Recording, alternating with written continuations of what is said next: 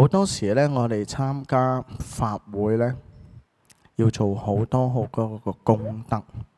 原來咧，功德就係我哋其中喺修行裏邊培養福德因緣其中一個資糧之一。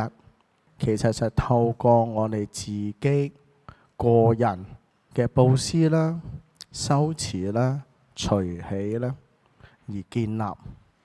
而建立嘅目的呢，都讓大家呢生起一個隨喜嘅心。當人哋有需要、有幫忙，其實大家就歡喜呢去幫助別人。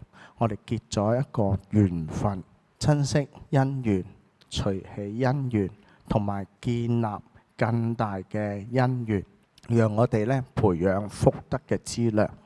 透過佛教嘅布施或者社會嘅公益呢，我哋稱為咧叫興福嘅功德。